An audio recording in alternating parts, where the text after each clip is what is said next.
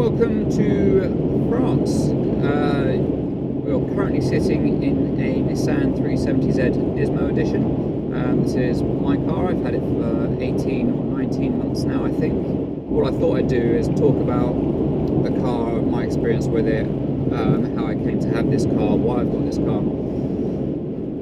To do that, let's go through a little bit of history. My first car was a Peugeot 206cc 52 reg, 2002 registration, 1.6 litre.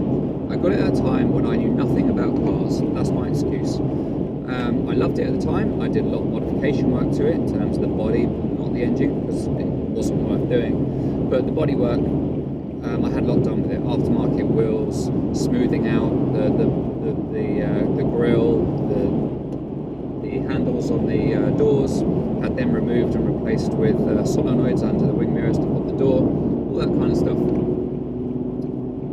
But you know, as I started to learn about cars and experience a bit more, I started to realise I wanted power. I was looking for something new in 2007, 5 years later, and I stumbled upon the Astra VXR, 2 litre turbocharged hatchback, nice looking car, very pretty at the time. I think it was about £20,000 and you could get 0% finance. I'd started doing well in terms of work, I could afford it, so I thought, yeah, let's go for it. That was my first taste of power, 0 to 60 in 6.2 seconds. Limited to 155, which is fine, you're not going to go over that in the UK anyway. And yeah, I mean, that was a great fun car. After 3 years of ownership of that, what I will say about it actually. So yeah, I modified the Peugeot 206cc body. When I went to the Astra VXR, I did do some body upgrades, but I also did engine upgrades as well, and handling upgrades. So what did I do to it? I kept the standard 19-inch wheels, I think they were, because they were lovely. I had aftermarket racing brakes fitted, AP racing brakes, they were great. Anti-roll bars I had fitted. I had a stage 3 tune done on it, which is a remap, intercooler, exhaust, air filters. I had the configuration of the engine bay changed so that the induction was a lot better. That produced, after the tuning work, about 285 brake horsepower, 300 pounds of torque. And it was fun. I had a limited slip differential fitted also. Changed the rear lights, debadged it. I think I got rid of the badge. Yeah, I got rid of the grille at the front with the Vauxhall badge. Changed it for an Irmscher grille. It was black, and yeah, I love that car. It was great. I had that car for about 3 years. And after 3 years, the finance company said to me, look, you've been doing well with your payments. You know, I paid every month. I was never I'm not a bad creditor. We'd like to offer you the same term where you can pay the same money and have a new car. And I thought about it and thought, it's great, I like the idea of having a new car, but why would I want to continue paying the same money per month for an extended period of time to have a lesser version of the car that I've got now? Yeah, it'd be a new car, but it wouldn't be a stage 3, it wouldn't have all the power, it wouldn't have all the bits that I put on it. So I thought, well, maybe it's time to get rid of this car and try and step it up a bit. I wanted more power, more comfort. And I really like the VXR8, and I was looking at the VXR8s, and they were kind of in the price range, I guess, but the insides didn't have the technology that I wanted. I wanted technology where I could plug in the iPhone, have a nice comfortable interior, and the VXR8 just didn't tick that box. Plus there was going to be the problems of costs of ownership. I'd never had a rear-wheel drive. I was concerned about being able to get it to work. I live on a hill. I'd had problems in the Astra when it had snowed, and where I live, snow had been a problem each year. I would never have been able to get the VXR8 up the hill to work safely and drive on the country roads that I live on in that kind of car. Fuel economy, blah blah blah blah blah. My heart wanted it, but my head said no. So then there was the Insignia VXR. Interior, lovely, very comfortable, fast.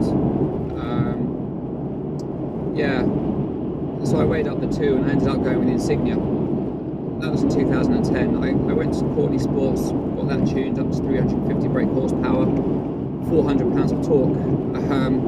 I'll tell you, when I drove it away from Courtney's that day, the smile on my face when I first put my foot down in third gear, I think it was just incredible. I don't know that the extra power really did that much, but the responsiveness lower down in the rev range was just fantastic, and I really loved that car. However, it was worse fuel economy than my Astra, better than the VXR8, but worse than the Astra, 22 miles per gallon, 460 pounds a year tax. I needed to replace the front brakes. I phoned Vauxhall and they quoted me for the front brakes. I double took and thought I misheard and asked them to repeat it. And again I heard £1,600 and I thought, this is a Vauxhall, £1,600 for front brakes, just, yeah, that's not right. And then I had problems with the timing chains, where when you'd get to, I think it was about 5,000 revs, or something like that, the car would just choke and the power would stop. You keep your foot down and the car just, it would accelerate, but it was like, it was just backup power. I guess it's what they call limp mode in a turbo car. I don't know, I'm not really technically minded or know much about cars. I know I like them, I know about power and all that kind of thing, but I don't know the mechanics and the details and all this sort of thing. So I guess it's kind of what they call limp mode. You can take your foot off the accelerator and then push it back down and you get that turbo, you know, push again, but if you didn't take your foot off, it just wasn't right. So I took it to Vauxhall a few times, they could never find a problem, and then it was out of warranty. I wanted to get rid of the car because I was disenchanted with that aspect of it, the power loss, the brakes, and I thought, let's just get rid of it, get a car that's going to be more economical, cheaper to run, and isn't going to have these issues. I took it to the Nürburgring for a weekend, and it just caused problems and it just upset me. It just ruined the weekend for me, the issues that I had with the car. So I wanted to get rid of it. When I went to get rid of it, the garage test drove it, found the problem, which I hadn't been able to replicate for a little while, but they found the problem, which was good. They managed to help me identify it. They got me to go back to Vauxhall, and I managed to actually get the problem identified. Because it was out of warranty, there was a risk of me having to pay about £3 to get the repairs done. But I did challenge it back to Vauxhall, wrote a letter to the managing director, etc., etc., how I'd been in there prior to the warranty expiring and they couldn't find an issue. Unfortunately, fair play to Vauxhall, they fixed it for me. I was very happy with that. It actually made me sad to get rid of the car because Vauxhall had been good to me in that respect. The issue was fixed, but there was still the fact I'd had issues, I didn't know what else was going to happen. So I went and looked at the second-hand car dealers. I'd never bought a second-hand car before, this was my first. And I looked at a BMW 1 Series Coupe, because I really like them. And I looked at a Mercedes SLK 350 while I was there because my girlfriend saw it and liked it. I sat in the BMW, the interior was disgusting, absolutely hated it, didn't work for me as much as I loved the car. It was a diesel, I wanted something economical. I really liked the exterior, but the interior just made me feel sick. I could not drive a car like that on a daily basis. So I got in the Mercedes, and I liked it. It was nice inside. It was nice, the idea of having a convertible again. It was a 3.5 litre rear-wheel drive. It was my first rear-wheel drive car. My first, it wasn't my first naturally aspirated, that would be the Peugeot. So it was my first rear-wheel drive car, my first powerful naturally aspirated car. So I thought it'd be a good opportunity to get into that area. And I'd always had a soft spot for the SLK anyway, back when they first came out.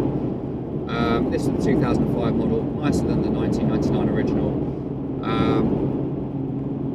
I did enjoy having it, but it was an automatic, and I don't really like automatics. It had a 7 gear manual mode, which was on the old flappy pedals, and that was nice. It was fun. I must admit, having driven the powerful turbo cars, I understand the need for flappy pedals. When you go from first to second in a powerful car, It's always going to be jerky. You've got to take your hand off the wheel to change gear in a manual. And in a powerful car from first to second, it's not ideal.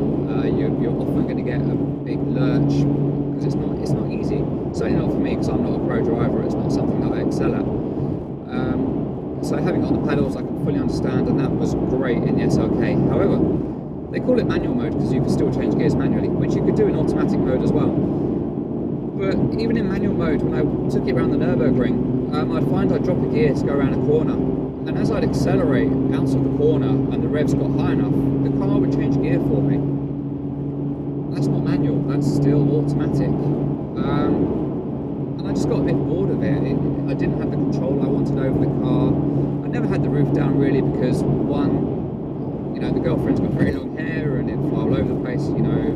Girls don't want their hair getting messy. She's not vain, but you know, they don't want their hair getting messy. There is the stigma that it's a hairdresser's car, even though it's a 3.5 litre and very manly. And the fact that I like having the best model of whatever car I have. You know, the Astra VXR, highest of the class, highest of the model. The Insignia VXR, highest class of that model. I didn't have the AMG SLK, wasn't the best, plus there was a new one out, the 2011 model, is very nice looking. And every time I saw a 2011 I thought, I wish I had the 2011. And the SLK just isn't different. Yes, the Astra VXR was rare when I got it, but it started to become very common, I guess because of the 0% financing, and it got stigma as a chavs car. The Insignia VXR, hardly any of them around. There's about 350 in the country. Whilst I had one, I never saw another one on the road. Not in the UK, not in Europe. And I really liked it. The SLK, it was silver. It was a box standard 350 SLK. They're all over the place. So for me, it didn't tick all of the boxes that I wanted. We're in France. Well, sorry, we're in Belgium at the moment. Follow E40. Next stop, Nürburgring.